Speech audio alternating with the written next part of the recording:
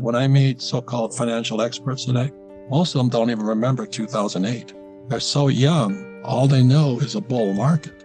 All they know is that interest rates kept dropping, bond rates kept dropping, the price of stocks went up, real estate went up, everything was going up. We call it the everything bubble. Be careful of the age of the person you take advice from too. Oh. So, a bond is this. Let's say if a bond is paying 10% is worth so much money. But if the interest rates, inflation goes to 20%, the value of the bond drops. And what most people do not realize, the bond market is 1,000,000 times bigger than the stock market. The point here is back when I was just starting out, very exciting times. And that's what I'm saying is how old was the advisor? But this is the other part about it is so many of these idiots out there, there's no cure for stupidity. We've seen a lot of it over our times.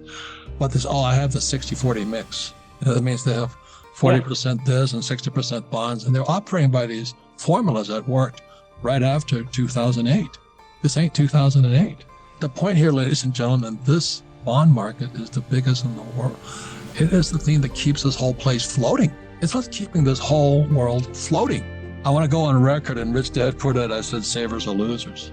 Why would you save dollars when they're printing it? Counterfeit money. It makes no sense to me. The reason dates are important is things are changing moment by moment. And the end is near. We don't know which way it's going to fall to. Give us those 3 things you got to look out for. One of the things I'm happy about is I'm an old man. And I meet these I feel for these guys. They're saying, oh, my dad gave me your book, Rich Dad, Poor Dad. I'm investing in real estate. I'm doing this. And I want to say, we've seen the euphoria, right? And in euphoric times, it's about to end. Fundamental investment, people look at a financial statement, income, expense, assets, liabilities. That's fundamentals. That's Warren Buffett's big gig. Technical, the ups and downs, basically the emotions and moods and the flows in the market. Now, the thing that's interesting is Buffett says he doesn't believe in technical analysis. And so my generation, we have so many people just follow buy, hold, and pray with Buffett. Buffett's our God. And I go, are you nuts? You've got to look at advanced technicals. But anyway, that's the real market. It goes up and everything comes down. I don't recommend shorting because that is probably one of the riskier trades you can do because you're selling something. I took technical analysis and technical trading for 3 years and I realized I'm a real estate guy. I spent 3 years studying technical analysis. I'm a real estate guy. What does a short mean? To me, that is probably as high a risk as you can take. So let's say you see Apple shares at $10 and you think, I think it's going to go to 5. So you sell 1 million shares of Apple stock at 10, hoping it goes to 5 or you'll buy it back and all this other stuff. But Apple goes to 100. So that's why you get caught with your pants down because now you have to buy the 1 million shares you sold, but at a higher price. I just don't want to paint, I'm become a shorter. I tried it. I got my ass handed to me. The point is people need to get educated. But it goes back to rule number 1, make sure somebody's got over 44 years of experience before you take advice. I hear it probably 5 times a day.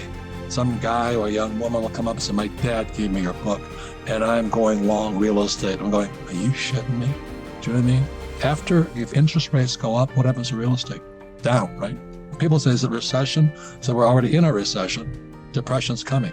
And that's why you mentioned 1930. What happened in 1929 was the 29 crash. How long did that last depression last? 25 years. 29 to 54. Also, you're talking about the opportunity of a lifetime. And the reason having experiences, I own several tons of gold now, and I own oil wells. And when oil went from $30 a barrel to $130 a barrel a few weeks ago, I got stimulated. I said, oh my God. The problem with oil going from 30 to 130 just temporarily was it wiped out the middle class, inflation. And food prices are going to go through the roof because natural gas and oil go hand in hand, and that's how you make fertilizer. And all these greenies want to stop all that. I'm going, are you nuts?